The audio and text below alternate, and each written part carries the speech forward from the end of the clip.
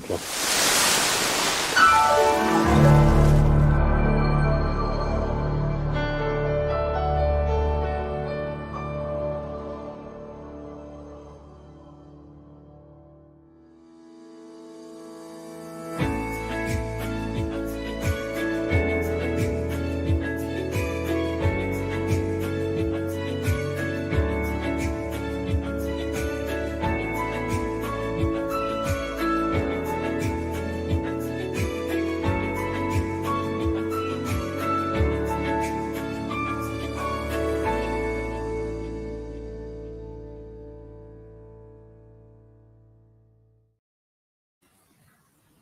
Good afternoon, everybody. Welcome to Elite Koi, and a big welcome to. Do you want to introduce yourself?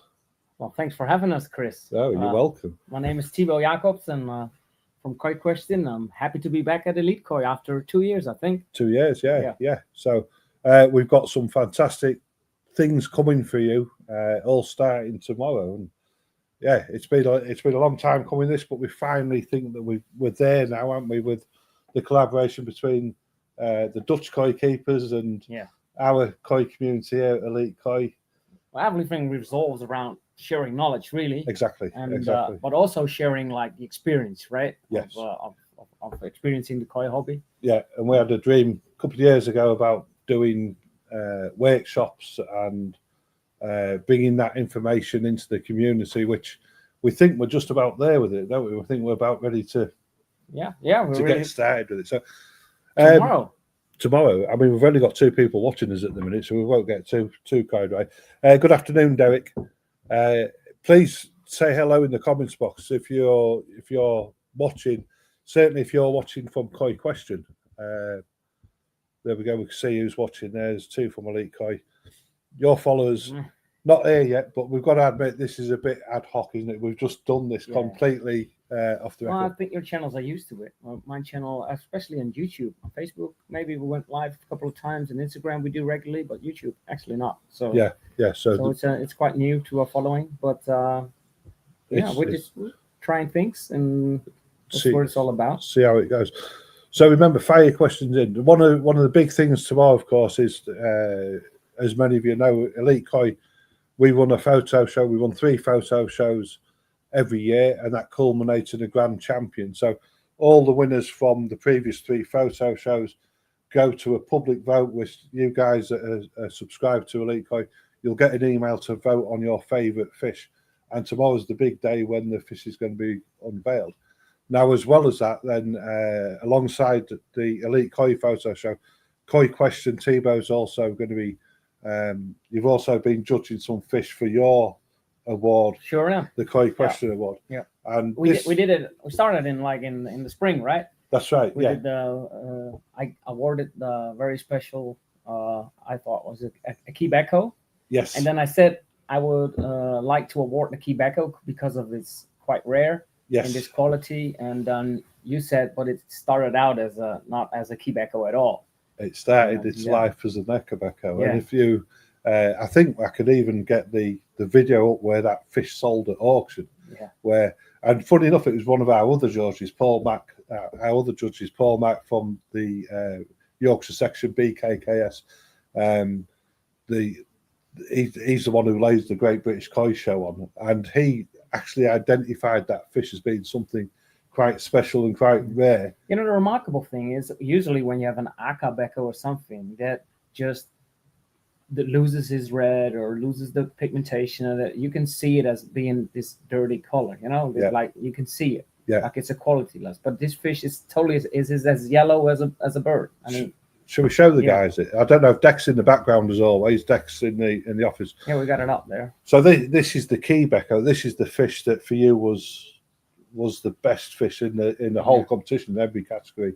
We did awarded in each category. I told you what my preference was, but overall every contest I award with a special KoiQuestion award, which is I like a koi where we can learn from as well. Yeah. And I think this is an inspiring fish. Has a very clean head. Body structure is good. The Benny isn't all over the fish. I assume he isn't all over the fish, but it has this nice, really big sumi patch on the shoulder. Yes. Yeah, and that's just for a Becco. That's the most important space to have it. But also the latter one on the tail, on the Ozutsu, is just bringing balance back to it. And overall, it's just less is more. A fish that really calls out the term less is more.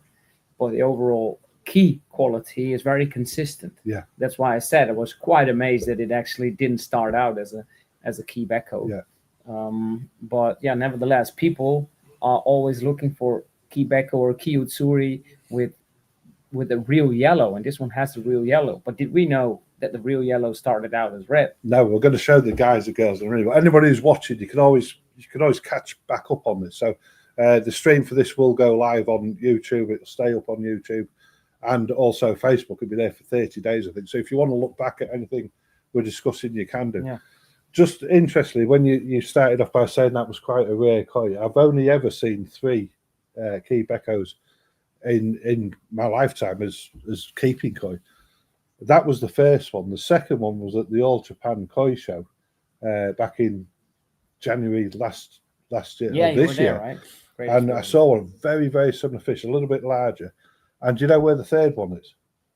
It's in Pond 11 in the Stash Pond, and that's waiting for the Christmas Eve auction. It's going to be a fantastic fish. All right. And actually, Deck spotted that one. And would you believe it came in from a Marahiro box, mixed box of fish? All right. No. Didn't we? Deck spotted it. He said, "I've seen that in there. That's going to be kept in Yeah, it's there." great actually from Murray Hero as well. Yes. Even from the Key Becco. I mean, I've never seen one single variety, no matter how rare, that doesn't grow from Murray Hero. Exactly. So you can guess it will grow. Yeah. So I think this fish is really really nice, and I would love to see it develop even, because this was in spring, right? This was so it in had spring, so it did have a grow season.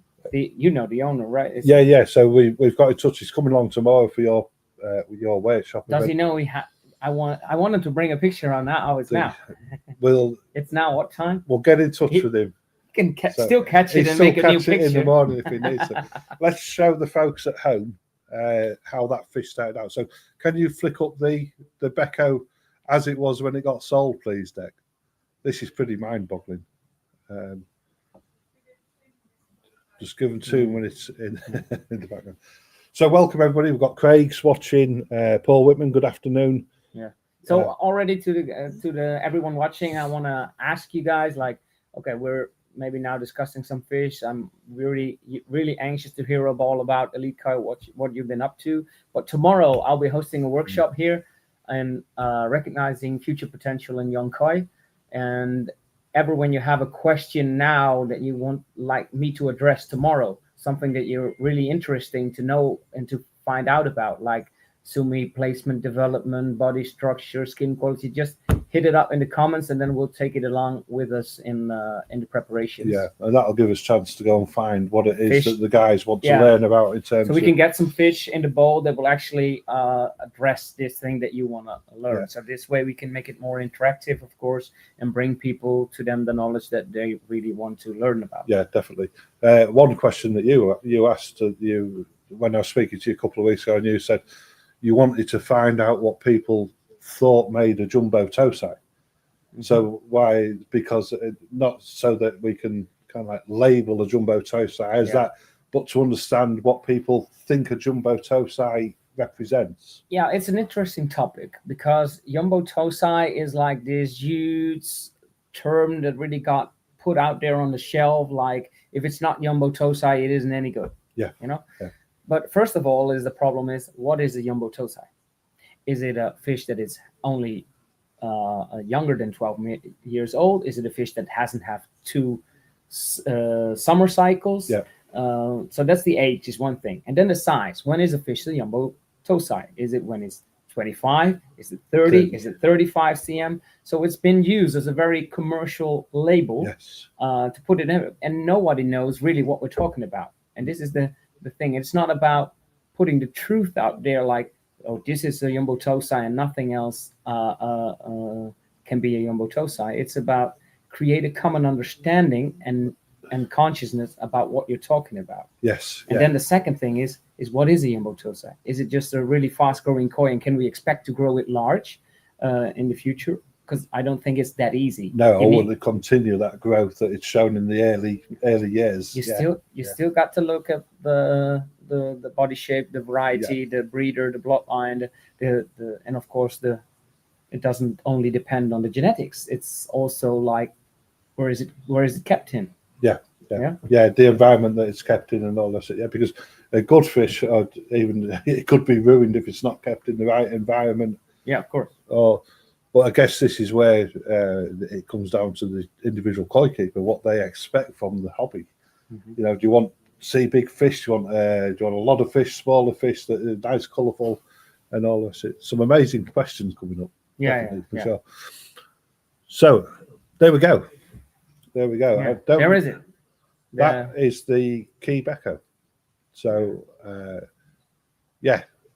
Yeah, so very interesting. Yeah, because this when I look at this, the Benny, the red, it looks a little bit see-through, right? Yeah. So I wouldn't say, okay, is this gonna be a real red Benny guy? Because a red Akabeko, you know, because that's when you would see this fish, you would not know it's becoming a Quebeco. Could you foresee that turning into the colour that it turned into? No. That's the interesting thing. I think most people would leave this koi because they think the Benny wouldn't really pull through, or it isn't just because the color is consistent. That's a good thing. Yeah. And of course, the sumi's the same placement. I think there's one, what we would call a shimmy there, which has gone on the Quebec. Dec, what was the date of that image taken, please? You just have to excuse me, folks. But this was like, in the background. To be sure, this one is like, it's been sold like this in the shop. Was sold like that. So what happened was, I think it was at the summer photo show. 2nd of July. So that was the 2nd of July last year that image was taken. 2024. Yeah, and what happened was that fish then, when everybody came for the summer photo show at Elite Koi, Paul Mack identified that as something being quite rare and quite different. And then we sold it in the auction, fortunately, straight away. And it sold, but none of us anticipated what was going to happen with this fish. So we'll flick it back over. So remember the 2nd of July last year, and then this image was taken in the spring. So, and I know the fish well because that fish stayed with us after it was sold in the auction until it was collected in the spring. You can see the clarity. Well, what's interesting is that to see if you took a good look in the before picture, is that the sumi, there was sumi in the pectoral fins. And it resided a little bit. Yeah. You see the sumi and the pectoral fins, like it's darkness and all over the fin. So when we see that retreating, especially with Sanka or Becco, it means the sumi also like gets stronger. You know, is it consolidating? Yeah, it's consolidating a lot. But with that, also the rest of the pigmentation, because now the fins are just yellow and still young. It's still see-through in the ends. You know, so that's why I'm very curious about the development of this fish. So.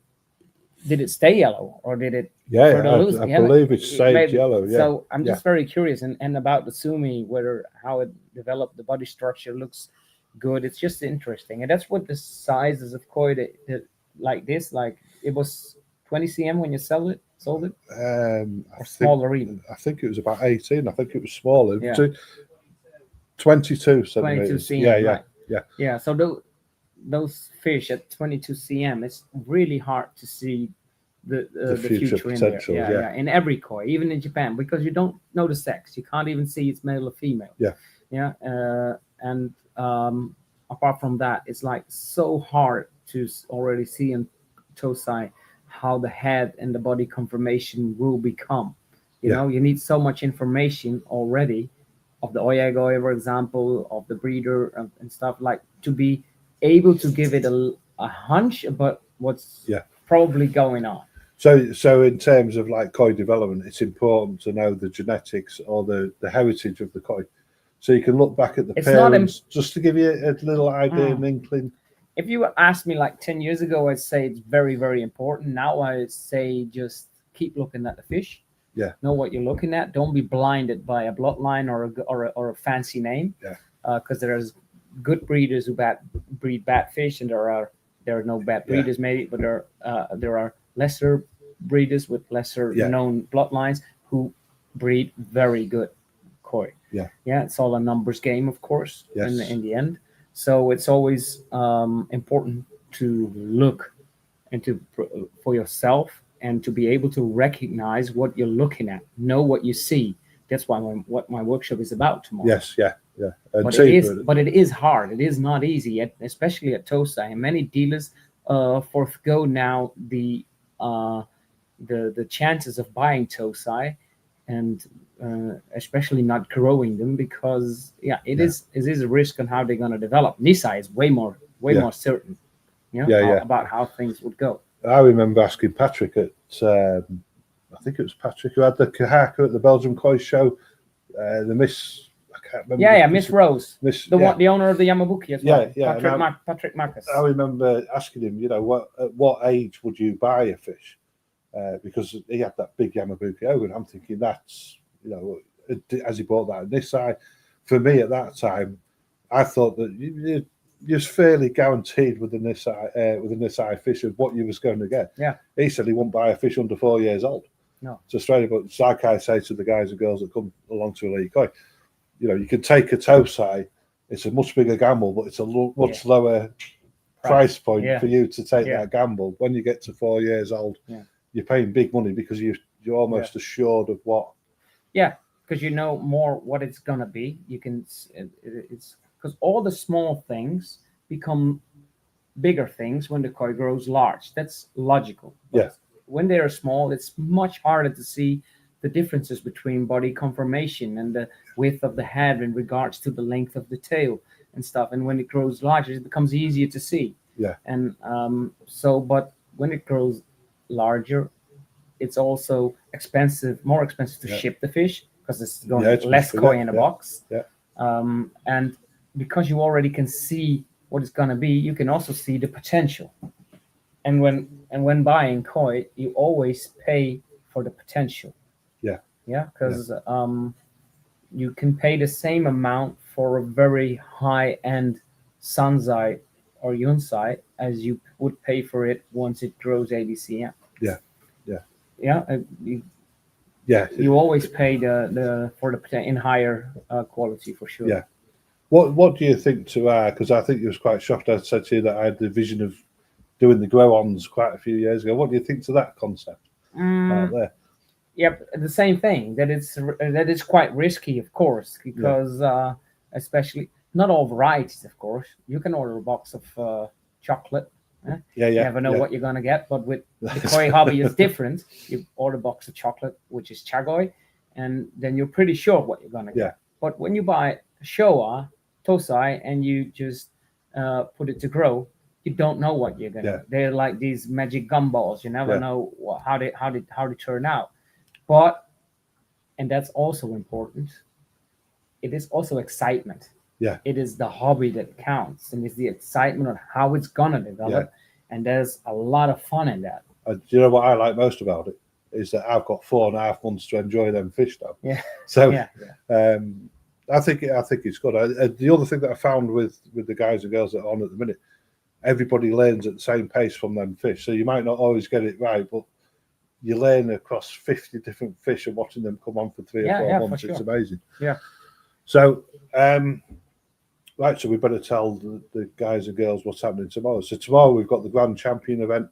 You can still vote on the Grand Champion event. There's an email got sent out if you're signed up to Elite Koi, and it shows there's 12 fish to choose from, and it's all the winners from the Spring Photo Show, Summer Photo Show, and Autumn Photo Show. One person winning at the minute. You could even vote for that Key Becker on there if you want to go through. And we've changed the trophy a little bit this year. I don't know if Deck can just flick that up onto this screen here. So now we've got a lovely piece of glass in the presentation case. The winner's name is going to go on a plaque that's going to be attached to the bottom there. Wow! But this is for you to keep as well, guys. So we're going to get a nice picture of this. With me shaking your hand, and then we'll keep the picture and you can take the trophy. But that's nice, isn't it? Yeah. I really do like that. Yeah. We do have one other trophy that's still waiting to be given away. I have to shake a hand too. That's the way actually Chris lured me in a little bit, because he created a nice little logo on there, So now I had to come over and hand over it myself. Yeah. So now amazing, very lovely made. And tomorrow I'm gonna announce the winner of the autumn koi show for the KoiQuestion award. First one was the Keep Echo. And this summer we did one as well, right? Yes, we did one in the summer. A Tancho Showa. Yes, so we flashed that up, and I know. There we go. Anybody who's watching, if that's your koi, let me know. Now, I wish it was my koi, that is for sure. This was a beautiful Tancho shower that we purchased from Marahiro Koi Farm this year. It was, I remember it, because it was my first pick on the Go Sankei for the summer contest, actually. Being one of the judges, of course. Yes. But what being one of the judges doesn't mean always I get my vote. No. So when it didn't turn up to be victorious, I mean, I think a Sanka did, or Deutsche Sanka. What was the summer winner? I think it was a Deutsch shower, wasn't it? But it wasn't actually a shower. That was a Benny Comunru. Ah, right. So So when I learned about that, I said, okay, this one has to get the award because I really liked. First of all, of course, it is a photo contest. Yeah. So I always look into the quality of the picture as well, and this is the composition of the fish is just as I would made it on a koi show. Yeah. And stuff. Like furthermore, this fish has a great body conformation. Not already very wide, but it's still a young fish. Yes, it was a this size fish, quite large. Nisai at most, yeah. So you can really see the elegant positioning, the flow from the head and the gills to the body, and it's very elongated. And this is what you want to see in a young koi. Yeah. You know, this elongated body structure, and of course it has to build some shoulder, but I'd rather have it a year later because when a koi builds some shoulders, the taiko, the back line becomes wider.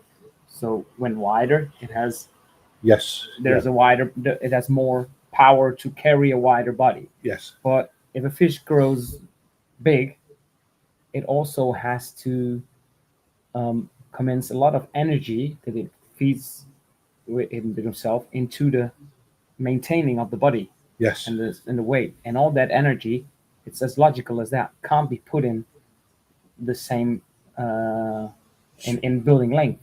Yes, yeah. So they're either going to grow lengthwise or bulk-wise, or they can do both, of course, but it can't use the same energy. It needs whether or to maintain the body weight and structure, or to become more elongated. Yeah.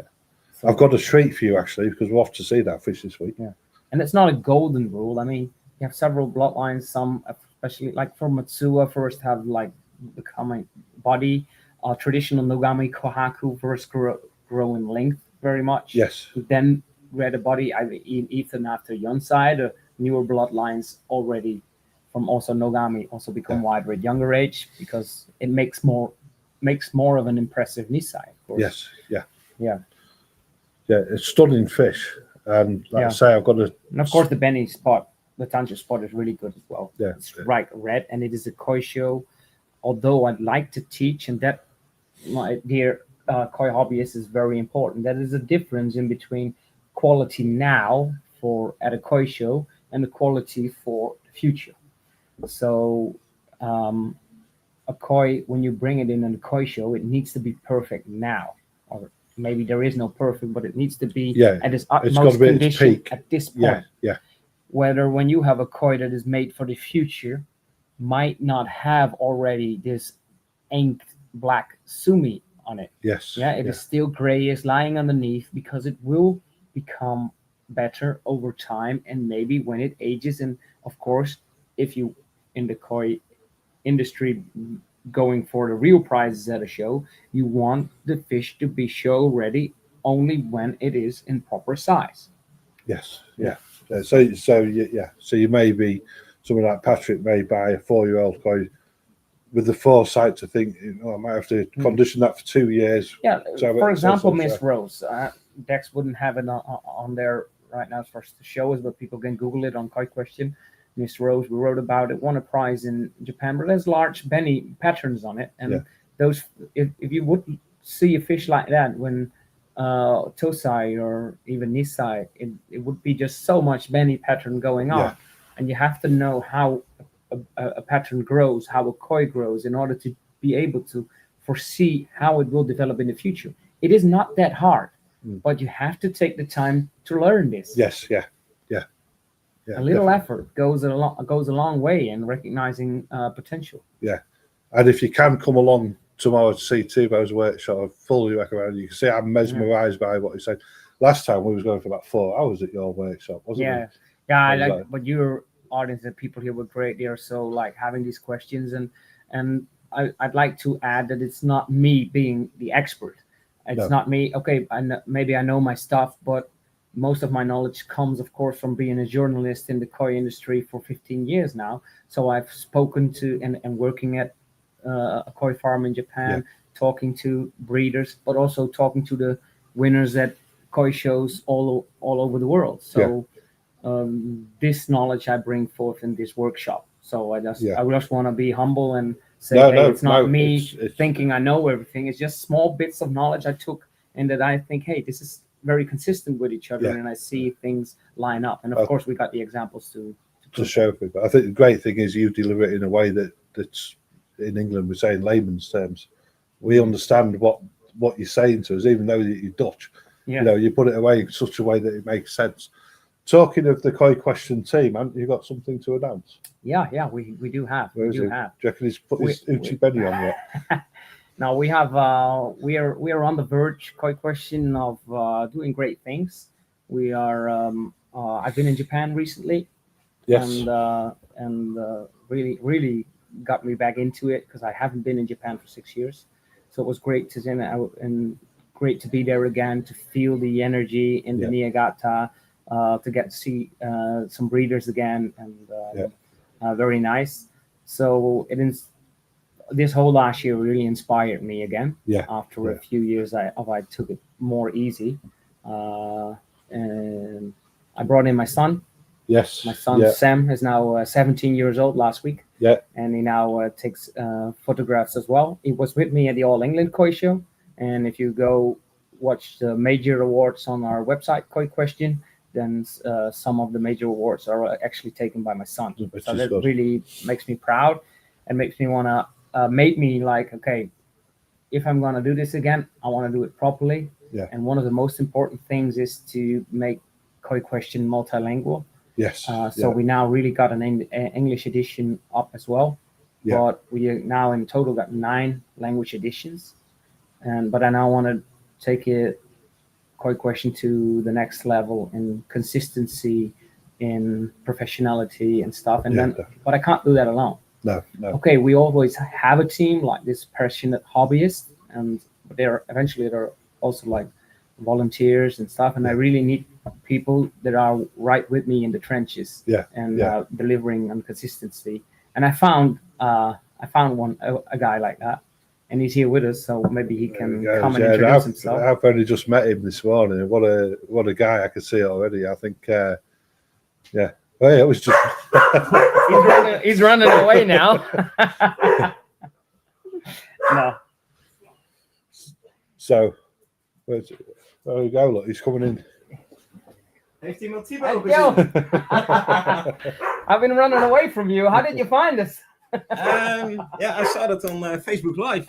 Hi, Chris. Hello. I'm Joe. Have a sit. Have a sit right in the middle. Yeah, it's a big step for me. I have small legs. So, hello guys. I saw you on Facebook Live, and I thought I'd take the ferry to the England to join you. Well, so with a car like that, I guess you can make it in time. Yeah. So is that how you first met? I need to close the door. I leave the door open. So guys, with me is Joe Wouters. Yes. So Joe Wouters, for people who haven't been in the koi world too long, you maybe you don't know, but most of people have seen you, and if not, you have seen your movies, especially because you've been making great video productions for the koi industry, for koi societies in the Netherlands, and also like in the transport industry. Maybe you introduce yourself. Yeah. So I'm Joe, 27 years old, living in the Netherlands, South Holland, and I had now 8 years at transport company. And for 2 years, I got now my own media company. And yeah, I've been in koi since I was born. I was born and raised between the koi. Yeah, the nice thing about it is actually like I remember it very well. Actually, when I grew up in the koi hobby, I'm a little bit older than you, man. A little bit. 3 years. Especially for the hair grades. But but I did when I started the hobby, your father was also on there on the forums. I remember his logo was always like that of the head of a train. Yeah. Like because he likes trains. And then we went to England together. Yeah. Like 7 years ago to the All England Koi Show. Yeah. More than 7. Huh? I think more than 7 even. 8, 9. Yeah, it was it, and you were there as well. Yeah, with your dad, and so that. But your dad unfortunately passed away 6 years, right? Yeah, 7 years 6 already. Years. Yeah. So it has to be more than 7 years ago. Yeah. So, but his dad was a great koi enthusiastic as well, and for him it was always because I was still younger and my sons were still younger, so he was an example actually for me or how they experienced the hobby together. And now I'm at this point where I same thing. So it's quite inspiring. Yeah. The one thing I noticed when I visited you in Holland was when you took me around your brother's place and that I don't know, koi keeping's the same, but it's so different. You know, it's so welcoming in Holland. It was good. It was really, really good. And we're looking forward to bringing some of the guys and girls coming over to your shows this year. So just to experience that ourselves. Yeah, it would be great. We have some shows, you know. Yeah. We've just organised another one, have you? Yeah. We will be organising a second time koi show Northern Light, koi show Northern Light, because it is the most northern koi show we have in the Netherlands. Yeah. And it's been held for the second time. After a successful first edition, we cancelled this year's edition because of a lack of contestants. People are quite hesitant to participate, and the moment we canceled it, people said, "Oh, but I was gonna enter. I was gonna do my part." And so, but this time, people really stood up. We entered the show. Okay, if you want to have it like in 2026, we have by 7 January, we have to have 25 contestants, and this is the first up because we didn't even announce it. So this is quite the first time. So we have reached the critical number of 27. I think we're at 25. We're on 27, 28 now. And so that means Koi Show Noorderlicht will be a fact. And what's the date? Do you know the date yet? It is the 13th of June. So the middle of June. 2026 in Bakkeveen. Bakkeveen. Bakkeveen. Okie dokie. We shall get some trips. Probably come over on the ferry, I think. That would be great. Because the thing about it is like it's a show brought by hobbyists. For hobbyists. Of course, the dealers cooperate in putting it together, which is great to see, and it's a small wink to the Niigata industry, like in the Mushigame, you have the Nagaoka Koi Show. Yes. And it is, if you visit Nagaoka Koi Show, if you ever have the chance, just go there a day before or in the morning, very early, and you can see all the breeders, all those famous names, carry their weight in putting that show together. And I think that's an awesome thing to see. Like, there's no competition amongst them. There is only creating this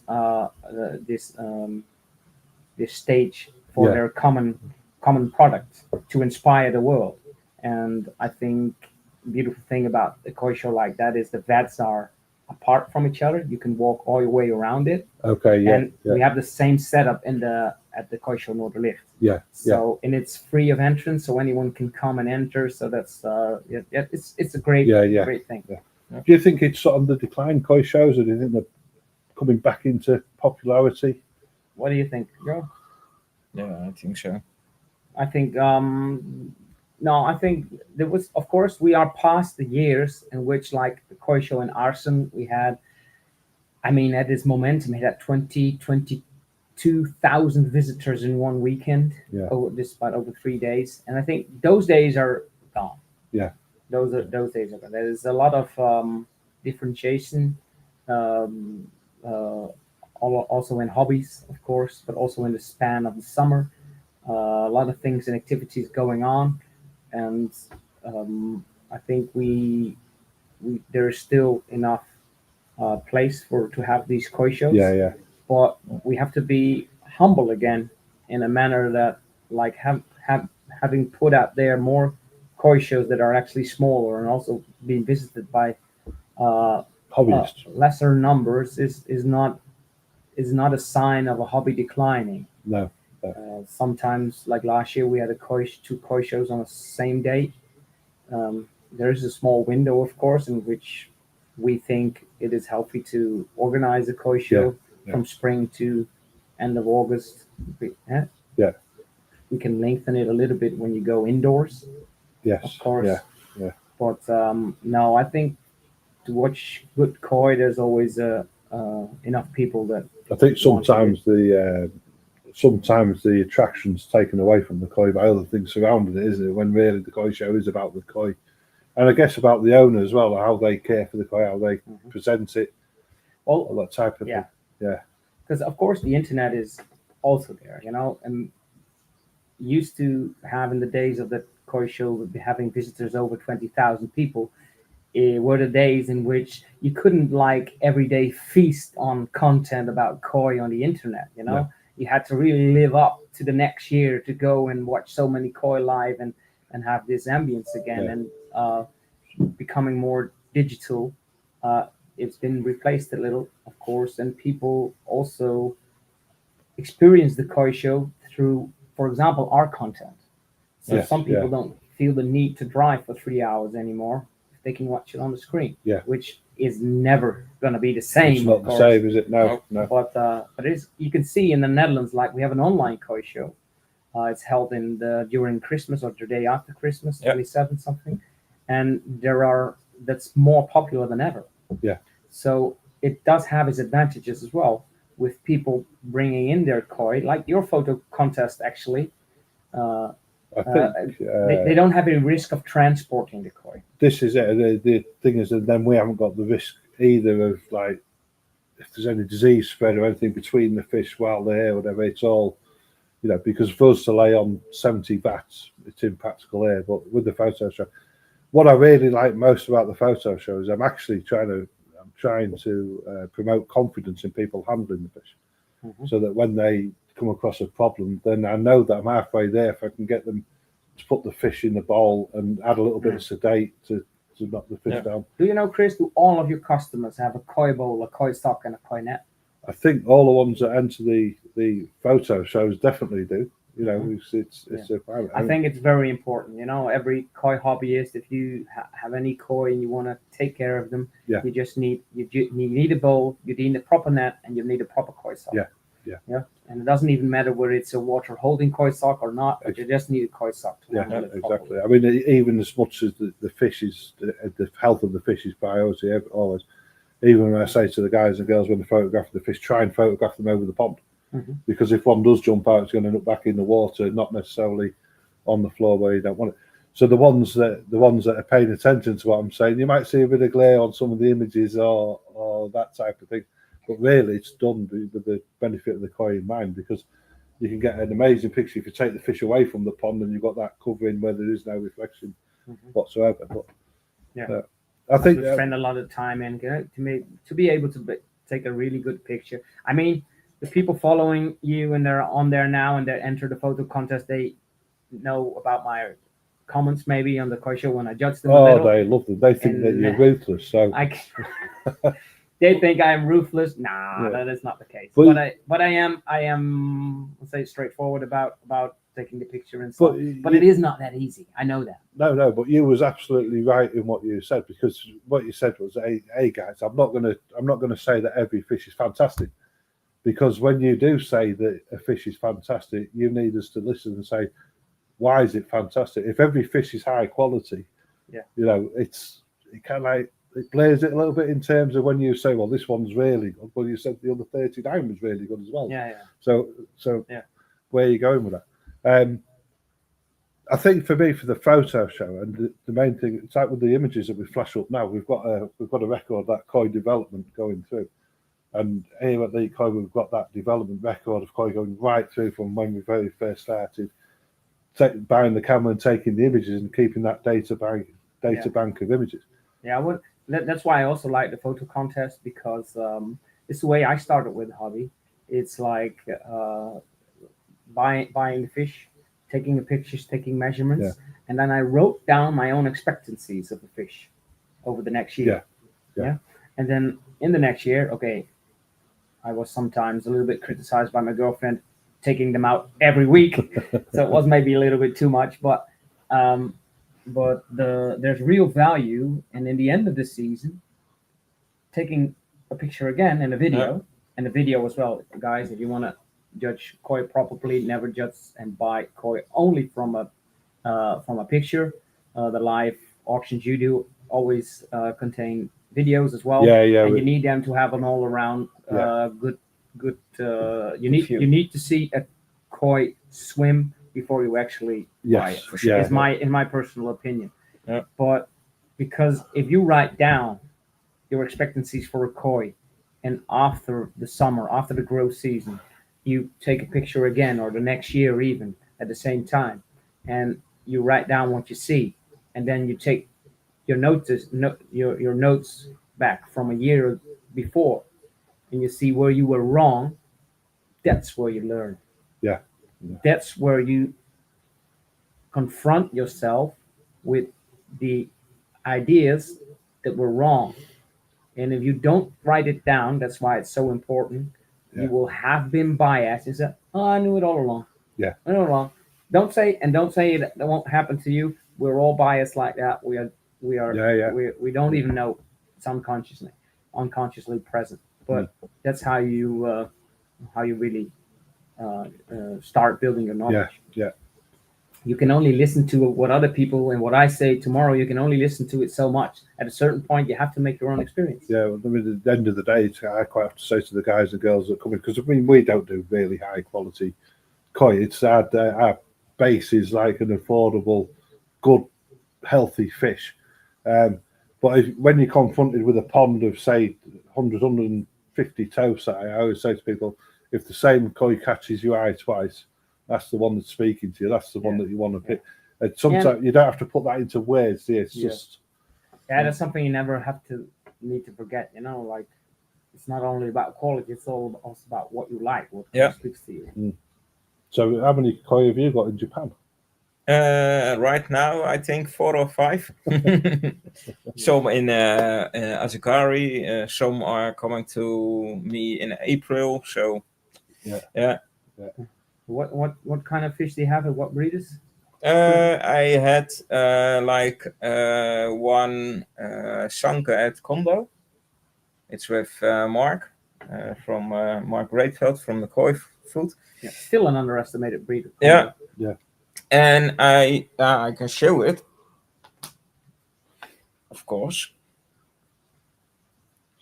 So, of course, I had a Azukari koi last year, really excited. It survived the bears for the summer, and that's coming home early December. So, I don't know if the people at home can see it. Maybe that can bring it up. There we go. That's a Sanke. So again, what Tibor was saying about the This key one's Becco, one from Kondo, or this Kondo, yeah. The Sumi placement on the opposite shoulder to the Becco, but it's... Is this one part of the grow out? Yeah, this is part of the grow out. Of Mark's Koi, I believe. Yes, this will be staying till the April of 27. And I got also... you know the exact date? Like when he's going to take out the mud pond? Yeah, I think 70. And this is from another breeder. This is the Taniguchi. Taniguchi, yeah. Wait a second. That's Thibaut from What's from the website doing on your phone? Yeah, it's just magic. And this is the other, it's a Kohaku, sorry. And it's from, I bought it like a Tosai, and now it's Nishai, and it's now about 48 centimeters. It's got that big muscle, hasn't and it will be there until I think May. This one has a really Next strong year. body conformation, but also I like the way And it's a I male. like the way it swims. You know, you can see the tail is very firm and it And- swims very graciously. Gracefully, Already shows a lot of power in Yeah. the bill. I got also a picture. This was at the Tosai. This is now like knee side. So this was the toe side there. Well, you can't see me finger, can you? I'm looking. Yeah. So as you're looking at Yeah, can you screen, bring it a guys, little closer? Yeah, Yeah, so you can the koi on the left actually is the toe the side. sashi grew, right? Yeah. That's a Tosai. because this is tosai Yes. and this is nisai. Yeah. So you can actually see the sashi there that is Yeah. bigger actually in this one. So the sashi is where the beni Is underneath actually the skin. is underneath the scales because the white scale is on top. Yeah. Sashi kind of tells us whether the fish is like still has a lot of growth to it and has a healthy structure to grow, because when the sashi is 1 scale to 2 scales, it gives a very healthy indication of good growth, with eventually the possibility of the beni to be really clear in the white. Because if the sashi is too big, like 3 scales or more, it becomes very hard to catch up. Yeah. Because either the quality of the shiroji is then maybe a little less, or something else. So an ideal sashi is 1 to 2 scales deep. Yeah. I know it needs to be even across every. I would say body 2 plate, scales. 2 scales. Yeah. It's an interesting one because and sashi will tighten. It will always tighten, won't it, over time? Yeah, that's because it's not because of the beni. It's It's because of the white shiroji. skin flow. As the fish grows, the skin gets thicker as well. Yeah. So it becomes less see-through. Because Yeah. what you see is the beni scale, where the beni patterns actually start, because the fish grows the scales from front to back.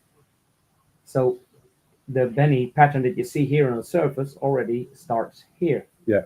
So, but there's a white scale on top of it. Yeah. So you see through the white scale into the beni part. So even as the white scale thickens, it becomes less transparent. The benny's still underneath there. It's just that the white's covered it. And the shiroji, the white skin, is not something you can really improve. All the other pigmentations, all the other colors are made out of pigmentation cells, which is something you can like develop due to genetics, because how rich is going to be the cell that incorporates the pigmentation, and by feed, water quality, and other environmental factors can determine the quality of the pigmentation. Yeah. But white is not a pigmentation; it is actually the structure of the skin of the scale that determines how white it's going to be, and the thickness. Because the more chaotic the structure of a scale is, the more it will reflect the light, the more whiter it will be, and that's just pure genetic thing. Yeah. Very good. Yeah. Well, there you Hope go. that makes some sense, We've guys. started the workshop. Oh, we started already. Yeah. You need to don't need to come tomorrow anymore. Then. Has anybody got any questions? Fire them in, because we're also looking for questions that Thibaut can answer during his workshop as well. We can go off and find the fish that he's going to use. In terms of what to expect, we're going to use this back room here where we've got these benches to set Thibaut's. Could all be around the bowl. While he's explaining to us. The day's going to start at 10 o'clock. We'll open in the morning. 11 o'clock, we'll go through the Grand Champion Award. And then after that, we can present your award. I think you've picked your winner already, but I'm going to keep that secret here. We have been looking into it, yes, and I think... again, if you want to have a look at the fish that Thibaut's judging for the KoiQuestion Award, if you go onto the Elite Koi and Ponds Facebook page and look in the galleries there, the awesome photo show, all the fish that you're picking from are listed there. Leave a comment on them. Let us know what you think about them yourself. Which one would you pick for the KoiQuestion Award? This is. We would like to know that I will be of every winner that won this year. We will create an in-depth article about that koi fish and publish it on KoiQuestion in several languages. So your fish will become that'll be become famous. Worldwide famous. So yeah.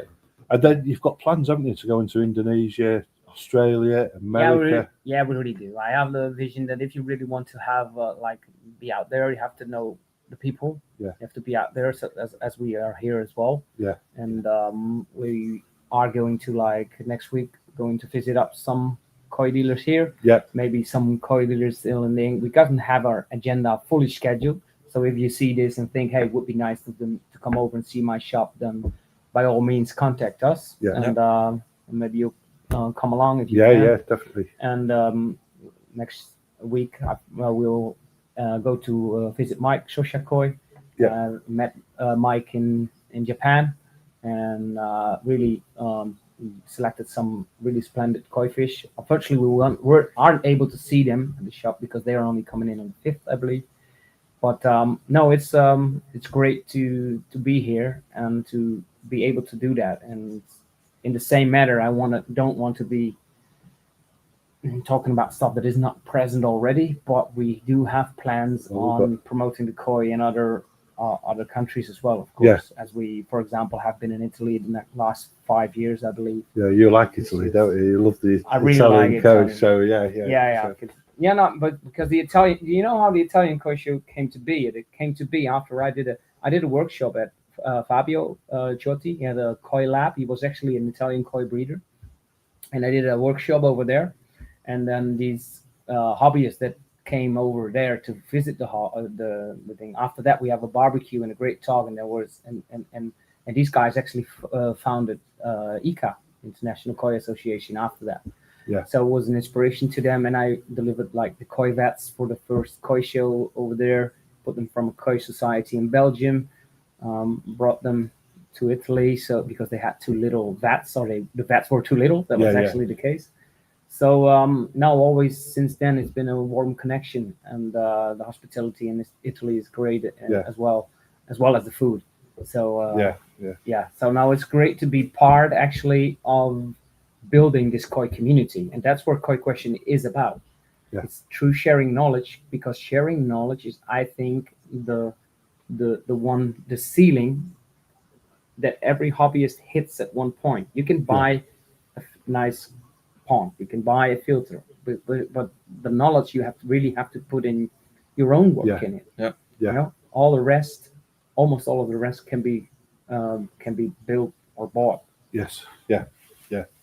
Exactly. And if you can see like all the winners I talked to at koi shows, like Philip Popper is one, like Patrick Marquez, like also in other countries.